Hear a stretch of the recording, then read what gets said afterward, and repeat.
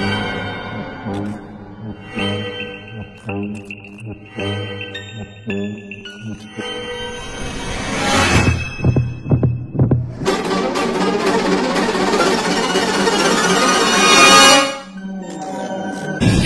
everybody, what is up? Welcome back to my channel. Hi, how are you doing? Yes, I'm not using the fan because it's super late at night here and I'm not trying to wake everybody in the house up, so I'm probably talking a little bit quieter as well, but nevertheless this is a video that I wanted to come and make tonight, so we are going to do it tonight.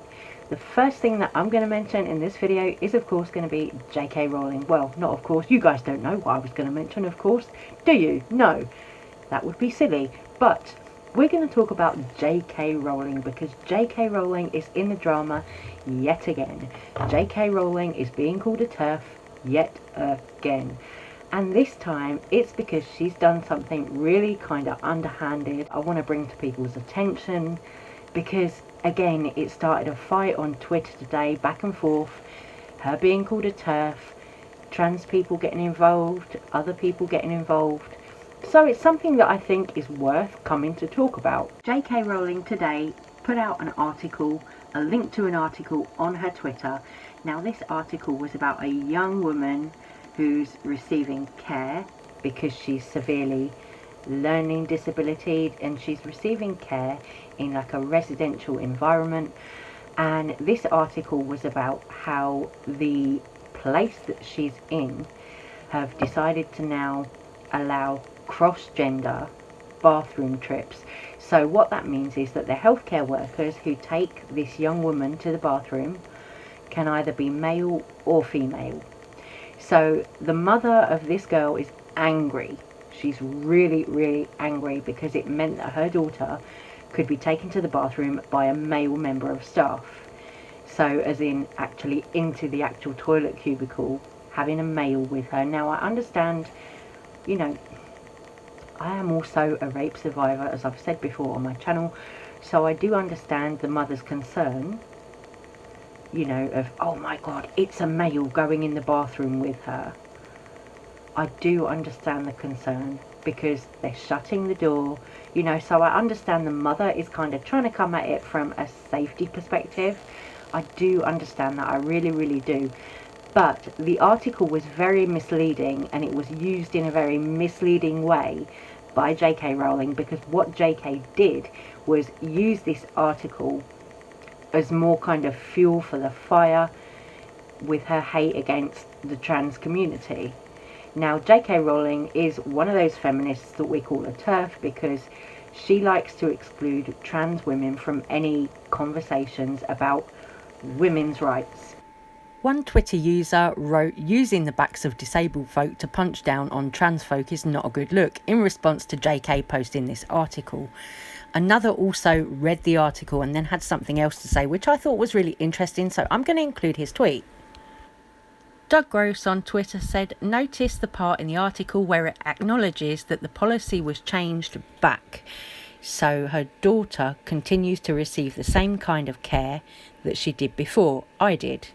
So the policy was actually reversed because this mother complained about her daughter's treatment. The policy was reversed and she's back to having same-sex people take her to the toilet.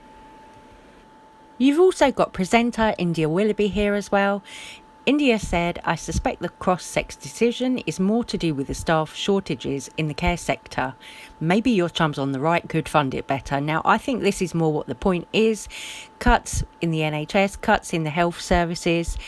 This is what it boils down to. You know, transgender people are not the enemy, and having someone of the opposite sex take your child to the toilet is probably a lot more to do with cuts in funding than anything else, you know, than being woke or anything else.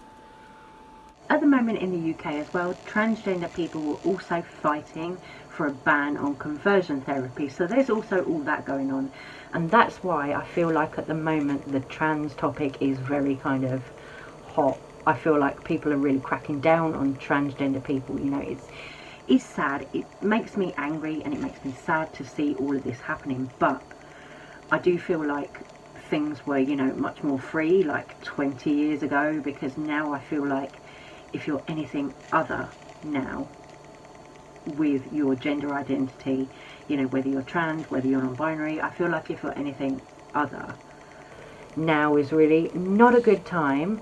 You know, you've got Roe v. Wade being overturned in the States, which sparked another conversation about trans rights there, because people were referring to it as a women's rights issue when it's not, it's a human rights issue. You know, and then I also do get a little bit of flack sometimes for people saying to me, oh, well, you're a woman, you know. Yeah, well, you can identify as non-binary, but I don't have to call you they, them.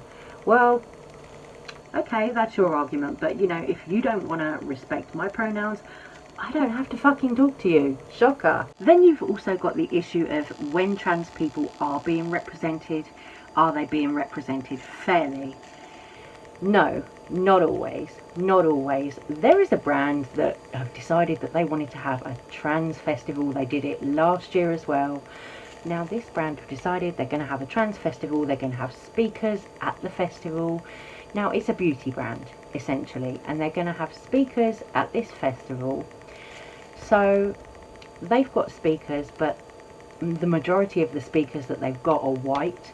When I went and looked at all the Instagram accounts of the speakers, they're all either people with a blue tick or people who've got published books or whatever, you know, some kind of notoriety for that, not just regular degular trans people, not just, you know, anyone. It's excluding trans people of colour as well, which is something that was brought to my attention by a drag king by the name of Prince Chayo. Now, Chayo is somebody who I've seen perform, and I do really love all his points, you know, with this. I'm going to include some little screenshots in here so you guys can see what I'm talking about as well as I go along here, because it isn't a very well-known beauty brand, I think, because I honestly didn't know about the brand. On their Instagram, they claim that they're inclusive and all of this. Yeah, great, you want to have a trans festival, but you've got to listen to all trans voices. You can't just listen to the white people or the people who are palatable. You know, you can't just do that. You've got to have kind of all walks of life from the trans community if you're trying to uplift the trans community and have a trans festival, represent the trans community, then represent the whole community, you know, not just a tiny fraction of it. So aside from all of this, there's also even more stuff going on with the trans community, because honestly, I saw this article today as well, which is from Pink News. This is about a trans man who went to use the toilet, got told, oh no, you've got to use the women's toilet, and then they got beaten up and arrested. But this is why I'm here. This is why I'm here making this video, because trans people die every day because there is not support for them. Trans people die every day because they're misgendered, because they're not understood, because people are violent, all these different reasons, because they are victims of sex crimes, all these different reasons why trans people die. And nobody gives a fuck. And that's why I'm here talking about this today, because nobody fucking cares. And at the end of the day, that is disgusting. That is, why do you not care about another human life? Oh, it's just misgendering people, or oh, it's just this. Well, no, to some people it is the fucking difference between life or death. It is. And that's a real thing.